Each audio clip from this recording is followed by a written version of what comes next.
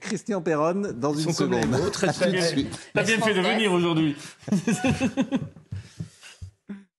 Le professeur Christian Perron est sur CNews et vous ne le verrez nulle part ailleurs. Il n'a pas le droit de parler dans les médias, bien évidemment. Donc, comme il n'a pas le droit de parler dans les médias, évidemment, nous, ça nous intéresse de l'écouter. C'est toujours intéressant de voir des gens qui sont censurés. Les 33 questions auxquelles ils n'ont toujours pas répondu, il n'est pas n'importe qui, monsieur Perron.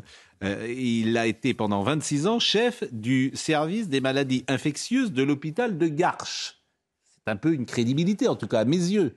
Donc s'il dit des choses différentes sur le Covid, j'ai envie de l'entendre. Il est ex-professeur d'université, il est médecin et spécialiste des virus. Mais pour le moment, c'est Audrey Berthaud. D'être avec nous. Bonjour. Donc vous publiez les 33 questions auxquelles ils n'ont toujours pas répondu aux éditions Albin Michel.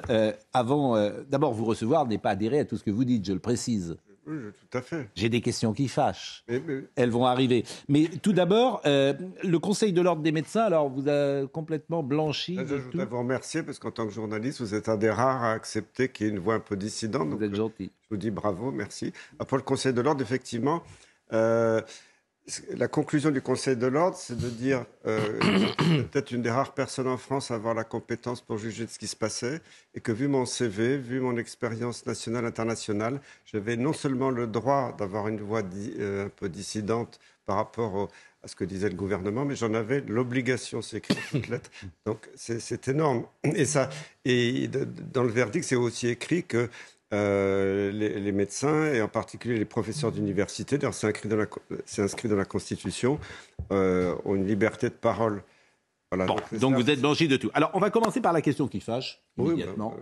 C'est l'hydroxychloroquine. Oui. Bon.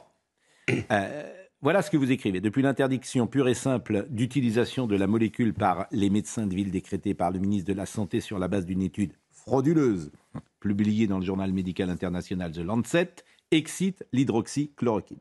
On ne l'administre pas, on n'en parle pas non plus. Seul Didier Raoult m'a accompagné pour continuer un temps à intervenir sur les plateaux de télévision, dire « ma potion, c'est pas du bidon ». En revanche, depuis que l'hystérie collective dans laquelle le traitement avait plongé la population entière est retombée, tout le monde était devenu spécialiste de la question. De nombreuses études ont été faites sur l'hydroxychloroquine.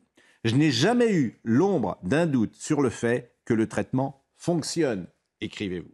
Pas plus qu'il y a 3 ans qu'aujourd'hui. C'est vraiment la question qui fâche. Il n'y a pas une personne qui dit ce que vous dites que je reçois sur ce plateau. C'est que Robert Sebag, que vous connaissez, qui est à la Salpêtrière, en qui j'ai une confiance absolue, qui est un virologue, en tout cas un épidémiologiste comme vous, il m'a dit mais ça ne marche pas. Si ça marchait, on ferait ce traitement. Pourquoi dites-vous que l'hydroxychloroquine marche? Parce que c'est publié, il y a des méta-analyses internationales qui le prouvent de façon formelle, et je suis désolé, et c'était partie aussi de ma procédure au Conseil de l'Ordre. Il y avait un jeune médecin qui avait participé à soi-disant une méta-analyse pour dire que ça ne marchait pas, et moi j'ai pu publier dans un journal international aussi reconnu qu'ils avaient choisi les études pour dire que ça ne marchait pas, ils n'avaient pas pris en compte tout ce qui est publié. Donc il suffit de comparer les pays qui ont utilisé l'hydroxychloroquine et les pays qui ne l'ont pas utilisé. Mais quel est l'intérêt? Alors pourquoi on ne l'utiliserait pas? Pourquoi le monde entier Pourquoi le monde entier n'est pas d'accord? Parce que si jamais on avait reconnu que l'hydroxychloroquine marchait, l'industrie pharmaceutique n'aurait jamais eu l'autorisation, même transitoire, d'utiliser le vaccin, parce que s'il y a un traitement efficace, on ne peut pas commercialiser un vaccin, c'est dans la loi. Moi, je suis ennuyé quand je vous reçois, parce que vous dites ça, et il se trouve qu'Olivier Véran, j'ai renoué le contact avec lui. Il était hier, il est venu ici, Olivier Véran, il était chez Laurence Ferrari, c'est la première fois que je lui parlais, depuis bien longtemps, et s'il m'entend, il doit considérer que ce que vous dites est criminel. Mais non. Puisque vous dites aux gens de prendre un médicament qui ne marche pas. Il marche. Oui, mais vous êtes le seul. Il n'y a plus aucun doute scientifique dans le monde. C'est simplement des experts qui sont... Personne ne l'a utilisé. Mais pourquoi Robert Sebag, comme la Salpêtrière, pourquoi tous ceux que je connaisse disent le contraire? C'est l'influence des lobbies. Je suis désolé. Non, vous ne pouvez pas dire aujourd'hui que l'hydroxychloroquine ne marche pas. Je suis désolé. Au Vietnam, en Inde, partout, c'était utilisé de façon massive. Ouais. Ça a marché en Afrique, partout. Et il n'y a plus aucun... Quand on regarde les méta-analyses qu'on peut trouver sur Internet. Il y a toutes les études publiées sur le sujet. Bon, après, je précise que c'est votre pensée, que on va pas débattre là-dessus. Bah, mais en plus, on peut pas. Moi, je peux pas vous apporter des événements. Comment dire, je suis dans l'incapacité de vous apporter la contradiction, sauf à citer tous ceux qui ne sont pas d'accord avec vous et qui sont majoritaires. Ils ne sont pas majoritaires. C'est une minorité de gens sous influence qui manipulent. Mais pourquoi vous disqualifiez vos adversaires comme ça ? Philippe Guibert. Regardez par exemple les États-Unis. Le président Trump lui-même avait parlé de l'hydrochloroquine. Et personne n'a fini par utiliser l'hydrochloroquine aux États-Unis parce qu'ils considéraient que ça ne marchait pas. Donc vous ne pouvez pas accuser ceux qui ne pensent pas comme vous d'être victimes des lobbies, d'être sous influence. Sinon, il n'y a pas de discussion. Mais c'est possible d'un complot. Ou là, vous frôlez le complotisme. Je veux quand même réagir sur les États-Unis. Il y a quand même des États qui ont encouragé le traitement, qui ont eu des super résultats sur le contrôle de l'épidémie et la mortalité, et effectivement des États américains. Et Trump n'a pas été très bon parce qu'il n'a pas canalisé tout ça. Il y a des États américains qui ont refusé l'hydroxychloroquine, ça a été la catastrophe. Voilà, maintenant... Pardon, mais là monsieur ne frôle pas le complotisme, il est à fond dans le complotisme, puisque l'explication qu'il donne, c'est le lobby des pharmaceutiques qui n'a pas voulu un produit qui coûte rien et qui pouvait marcher, simplement pour pouvoir vendre leur daube. En gros, c'est ça quand même. Enfin, on est au tréfonds dans l'épure même du complotisme. J'assume totalement. Voilà. Non, mais bon, c'est... écoutez, c'est exactement ce que vous dites, monsieur. J'assume totalement, donc je suis complotiste. Donc on est bien d'accord, c'est la théorie complotiste. J'aimerais avec vous un débat contradictoire. Non, mais moi, monsieur, moi, je peux pas, on peut pas vous apporter. Moi, si vous n'aviez pas le CV que vous avez, je vous écoute pas. D'accord. Mais comme vous avez le CV que vous avez, je vous écoute. Je vous rappelle que la science, c'est aussi d'accepter la contradiction, sinon il n'y a pas de science. D'accord. Moi, ça fait quand même des mois et des mois que je réclame un débat contradictoire, preuve à l'appui avec des scientifiques. Bon. Ils l'ont toujours refusé. Deuxième chose. Oui, parce qu'ils vous prennent. Bon, deuxième chose. Deuxième chose. Les vaccins. Oui. Est-ce que, selon vous, le vaccin, on comprend qu'il ne freine pas la transmission, mais en revanche, le vaccin a limité les formes graves. C'est l'inverse. Quoi, c'est l'inverse ? Parce que je l'avais montré déjà quand j'étais venu sur CNews l'année dernière, que les personnes qui sont vaccinées ont plus de chances de mourir quand ils sont exposés au virus. C'est des données de santé publique. Alors là aussi, pardonnez-moi, ce que vous dites est soumis, effectivement, c'est votre parole. Non, c'est pas ma parole, c'est des données scientifiques et des données de pays comme Santé publique Angleterre. Il y a des tas de données dans le monde qui prouvent ce que je dis. Donc je suis très serein. Moi, je ne veux pas rentrer dans les polémiques. Je suis serein. Moi, je regarde. Donc vous pensez que ce vaccin, précisément, est contre-productif, et non seulement contre-productif, mais qu'il est pire pour ceux qui... bon. Alors là encore, le modérateur que je suis ne peut pas, sur un plateau de télévision, laisser dire ce que vous dites sans rappeler que les autorités, le ministre de la Santé, la politique publique en France dit l'exact contraire, et qu'on peut juger ce que vous dites comme... oui, je ne sais pas si le mot criminel est adapté, mais en tout cas extrêmement dangereux. Il suffit de regarder ce qui s'est passé en Asie. Au Vietnam, pendant la première année, il y avait quelques dizaines de morts. Le Vietnam, c'est plusieurs dizaines de millions d'habitants. Et ils ne vaccinaient pas, ils utilisaient l'hydroxychloroquine, des traitements comme l'artémisia. Énorme succès pour le Vietnam. D'un seul coup, j'ai reçu un message à l'époque d'un médecin vietnamien qui me dit « je suis très inquiet, il y a un ministre qui revient du Forum économique mondial, il va imposer la vaccination ». Ils ont imposé la vaccination au Vietnam en juillet 2021. Moi, j'ai un ami français qui vivait à Saïgon, et il m'a dit, c'est horrible, depuis qu'ils ont lancé la vaccination, il y a 2 à 3 000 morts à Saïgon, il y a eu un gigantesque pic d'épidémie, il y a eu des morts. Même chose en Inde. En Inde, ça se passait très bien, ils donnaient de l'hydroxychloroquine à la population. Il y a 3 États indiens, seulement 3, parce que l'Inde, c'est très grand, qui, sous l'influence, ont interdit l'ivermectine, qui était le traitement encore meilleur que l'hydroxychloroquine, et qui ont vacciné de façon massive. D'un seul coup, l'épidémie est partie, il y a eu des morts. Heureusement, le gouvernement indien a freiné. Donc, l'Inde, c'est 1,4 milliard d'individus depuis qu'ils ont arrêté la vaccination. Question de Philippe Guibert. Pourquoi vous il n'y a plus de morts en Inde. Et l'Inde, les... c'est pas un petit pays, c'est pas Monaco, c'est 1,4 milliard d'individus. Donc, on a la preuve absolue dans le monde. Question de Philippe Guibert. Vous prenez toujours des exemples qu'on ne connaît pas, le Vietnam et l'Inde. C'est public. Et je constate que tous les pays européens et occidentaux ont fait exactement, pas simplement la France, ont fait exactement le contraire de ce que vous dites. Et donc, votre démonstration ne marche pas sur les pays occidentaux, parce que tout le monde a pu constater que le vaccin, comme le disait Pascal, n'a absolument pas empêché la transmission. Ça, c'est un échec du vaccin, on est tous d'accord. Oui, sauf qu'on s'est tous vaccinés pour ça. Hein. Ça, c'est quand même pardonnez-moi. Hein. Mais il y a qu'on nous a obligés de nous vacciner en nous expliquant que... Non, mais voilà. je trouve que le débat est légitime. Moi, j'ai des choses à dire sur le Covid. Hein. Mais partout en Occident, en Europe... Ne cherchez pas. Le vaccin a diminué les formes graves et a diminué la mortalité. A aggravé les formes graves. Mais non, mais ça, vous êtes le seul à dire, parce que tous les chiffres disent le contraire. Pourquoi vous dites que les pays riches ont les pires résultats? Le Brésil est pire que nous. Non, parce que, je répète, le Brésil et les États-Unis, c'est compliqué parce que les présidents n'ont pas joué un rôle très clair. C'était très hétérogène. Il y a des médecins au Brésil qui ont eu des résultats remarquables dans certaines régions et d'autres, c'était la catastrophe. Donc, on peut pas qui a des meilleurs résultats que nous? L'Asie, l'Afrique, tous les... c'est zéro Covid, l'Asie. Vous avez vu la Chine? Vous avez envie d'être en Chine? Envie, mais la Chine prend... Ah non, mais prenez pas la Chine, ils sont confinés 24 heures sur 24. Ça, c'est politique, c'est pas médical. Ben oui, mais c'est pour ça qu'ils ont des meilleurs résultats. Les gens sortent pas, donc le virus ne circule pas. Parce que là, on utilise le Covid pour asservir les populations, ça n'a rien à voir. Oui, mais vous me dites l'Asie a des meilleurs résultats. Oui. Je vous dis oui, puisque les gens ne sortent pas. Non, en Inde, au Vietnam, les gens n'étaient pas confinés. Comme en Chine. La Chine, c'est un peu spécial, je pense que c'est plus politique. C'est vous qui avez dit l'Asie. Oui, mais j'ai pas parlé de la Chine, j'ai parlé d'autres pays. D'accord, l'Asie. Bon, qu'est-ce qui se serait passé? Alors, la politique alternative, selon vous, c'était quoi? En mars 2020, c'est-à-dire lorsque les hôpitaux vont exploser. Parce qu'à ce moment-là, il y a beaucoup de gens... Là, il n'y a pas de vaccin encore. Non. Bon. Donc, les hôpitaux vont exploser parce qu'il y a beaucoup de gens qui arrivent à l'hôpital. On peut avoir que 8 000 ou 9 000 lits. Je peux vous poser la question, pourquoi les hôpitaux étaient en tension? Parce qu'on a refusé aux médecins généralistes de traiter les gens à domicile, c'est tout. L'explication, elle est claire. On a empêché les médecins de traiter. Non, c'est pas vrai. Moi, si j'avais été à la tête de... J'ai comme géré les épidémies pendant 15 ans avec des gouvernements. Quand on gère une infection respiratoire contagieuse, on isole les cas suspects pendant quelques jours, le temps des symptômes, pas pendant des semaines et des mois. C'est ce qu'avait dit Delfrécy au départ, ça fallait isoler, entre guillemets, les personnes âgées. C'est ce qu'il dit là, au tout début. Parce que ce sont les plus fragiles, c'est ce qu'il dit, et puis après il reviendra dessus. Les gens qui ont des symptômes, on ne confine pas une population, ça c'était un délire total. Bon. Et puis je rappelle quand même que l'OMS a fait des documents il y a des années que les gens ont oubliés.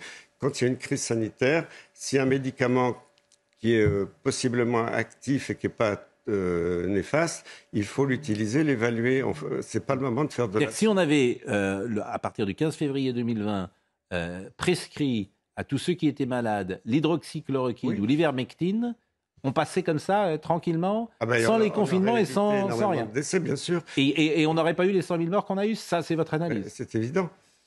En plus, il ne faut pas oublier que tous les morts attribués au Covid ne sont pas tous morts du Covid, parce que malheureusement, cet test PCR qui était fait pour... il y a eu beaucoup de faux positifs, parce qu'ils ont été amplifiés un nombre de fois qui n'est pas scientifique. Il y a eu des faux négatifs. On a fait une épidémie de tests positifs, ce n'étaient pas des gens qui avaient des symptômes. Et quelqu'un qui est arrivé à l'hôpital pour mourir d'un cancer, d'un problème cardiaque, si le test par hasard était positif, il mourrait du Covid. Donc les chiffres ont été gonflés artificiellement. Ça a été repris, rappelez-vous, par le rapport de la TIH qui avait dit en réalité, l'hôpital a toujours confondu les morts du Covid. Mais professeur, moi j'ai beaucoup de respect pour votre itinéraire.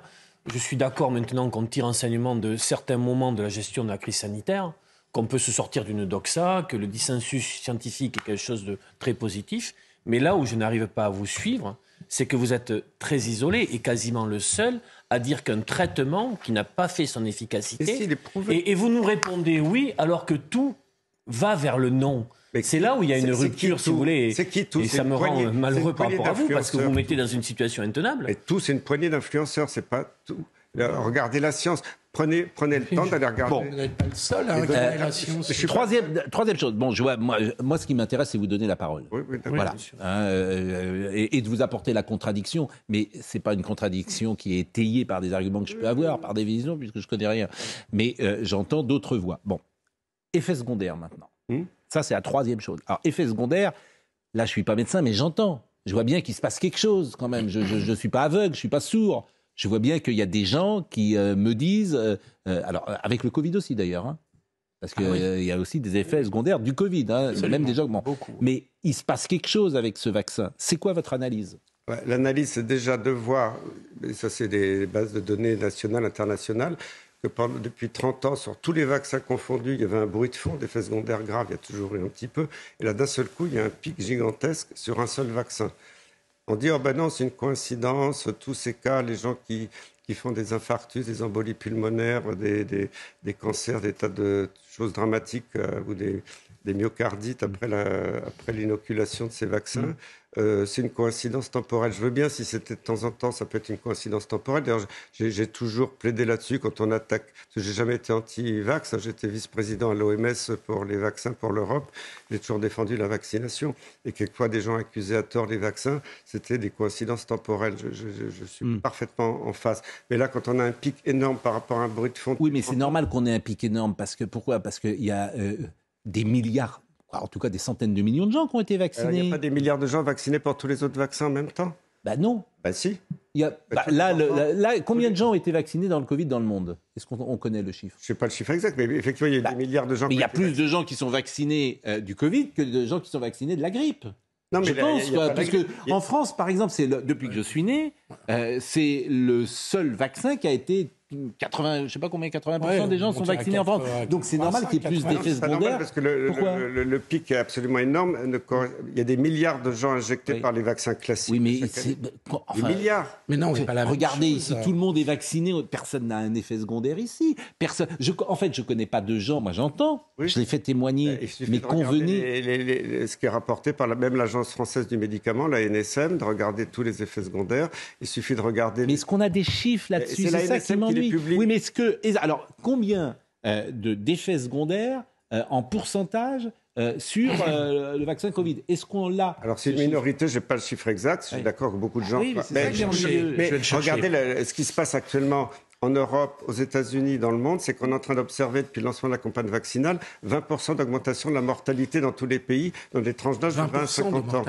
Maintenant, c'est reconnu. Répétez ce que vous venez de dire parce que c'est très intéressant et ça, je l'ai lu aussi. Et c'est le Portugal qui a commencé à lancer l'affaire, puisque le Portugal était le pays d'Europe le plus vacciné. On observe maintenant, depuis le lancement des campagnes vaccinales, 20% d'augmentation de mortalité dans les tranches d'âge 20 à 50 ans. Et le gouvernement portugais était interrogé par des politiciens portugais, des journalistes, des médecins. Ils ont dit « Ah oui, on ne sait pas trop la cause ». Il y a la même chose qui a été rapportée par le CDC d'Atlanta aux États-Unis. Donc c'est en train d'émerger dans beaucoup de pays. Bon. Alors après, on peut me raconter ce qu'on veut. Moi, je regarde les chiffres, c'est tout. Bon. Et ce Covid-19, sur le fond, qui paraît plus résistant. Est-ce que vous avez un avis ? Puisque moi, je me souviens avoir reçu ici le professeur Montagnier qui imaginait qu'il était fabriqué, c'était avant son décès, bien évidemment, il était venu sur ce plateau, il imaginait que ce soit quelque chose d'artificiel. Il avait même parlé de traces, je ne sais pas si c'est le mot qui convient, mais de traces archivées dans la composition de ce Covid-19. Est-ce que vous êtes surpris par ce Covid-19 qui lui-même déclenche parfois des symptômes étranges et même ce qu'on appelle des Covid longs, des gens incroyablement fatigués, etc., qui perturbent l'organisme d'une manière comme on a rarement vu. Je crois qu'il n'y a plus beaucoup de virologistes au monde sérieux. Un virus le faire. Qui disent que le virus est naturel. Et c'est évident qu'il a été manipulé. Je rappelle les brevets de l'Institut Pasteur, les brevets de Chapel Hill en Caroline du Nord aux États-Unis. Et quel est le rapport entre les brevets ? Je ne comprends pas. Parce qu'on a... Le virus a été manipulé. On l'a modifié. Mais c'est officiel. Hein. Il y a des brevets à l'Institut Pasteur, des brevets à Chapel Hill. Ils ont modifié le virus du SRAS de la Chine, le virus qui naît de la chauve-souris initiale. Oui. Bon, l'Institut Pasteur a reconnu. Ils ont dit oui, on a fait ça pour développer des nouveaux vaccins contre le sida. Oui, mais le Covid-19, par exemple. Oui, parce que le Covid-19 a été breveté à l'Institut Pasteur comme le SARS-CoV-2 en 2015. Et il y a eu des brevets à Chapel Hill et aux... Là, pardonnez-moi, là vous je suis un peu perdu. C'est-à-dire qu'il était à Pasteur, le Covid-19, en 2015 ? Ils ont modifié, à fin de recherche, de rechercher des nouveaux vaccins, un virus animal qui venait de la chauve-souris, qui était le virus du SRAS chinois, je ne sais plus quelle année, pour le transformer dans ce virus actuel. De toute façon, maintenant, c'est une notoriété publique. Et il y a... Oui, mais à chaque fois, vous dites que c'est une notoriété publique. Vous êtes seul à dire disséminé volontairement ? Ça, je ne pourrais pas dire ça. Non, mais est-ce que vous pourriez dire le contraire ? Parce que vous commencez à faire peur, là. Je ne suis pas à même de... Mais vous laissez entendre qu'on aurait volontairement inoculé ce virus ? C'est dans le monde entier. Je ne dis pas ça, je dis simplement... Vous dites pas le contraire. Non, mais pour l'instant, je n'ai pas de preuves. D'accord, mais c'est une hypothèse pour vous. Non, c'est pas une hypothèse. Le virus, il n'est pas naturel. Ça, c'est maintenant... Non, mais attendez. Le virus n'est pas... Mais un virus naturel... C'est quoi un virus naturel? Un virus qui vient de l'animal. Et celui-là, il n'est pas naturel. Non, parce qu'il y a des séquences qui ont été... Vous savez, quand vous parlez... C'est ce qu'avait dit Luc Montagnier, d'ailleurs. Luc Montagnier avait dit qu'il y avait des séquences de VIH. Regardez, c'était officiel, c'était le gouvernement australien au début de la campagne vaccinale en Australie. Ils ont dit, c'est bizarre, avec le lot de vaccins qu'ils avaient reçus, des gens devenaient séropositifs, c'est-à-dire qu'ils avaient des anticorps pour le VIH après l'injection de vaccins. C'est un rapport officiel du gouvernement australien. Tout ce que vous dites, je ne peux pas le vérifier. Simplement, vous pourrez rechercher. Si Pascal veut bien, j'ai quand même... Vous avez convenu tout à l'heure que vous êtes dans cette théorie selon laquelle c'est dans l'intérêt des lobbies, etc., donc le complotisme. Mais là, vous allez une strate plus loin en disant que c'est volontaire, que l'on a... il ne dit pas ça non plus. Je n'ai pas dit ça. Mais vous dites je n'ai pas la preuve que ça ne soit pas le cas. C'est la théorie des négationnistes, je n'ai pas la preuve que, écoutez, etc. Enfin, c'est en tout cas, moi je voulais vous donner la parole. Je voulais vous donner la parole. Je pense qu'il faut donner... Il laisse entendre que c'est volontaire. Je voulais vous donner la parole. Et on va maintenant donner la parole à quelqu'un d'autre, ça n'a absolument aucun rapport. C'est vendredi.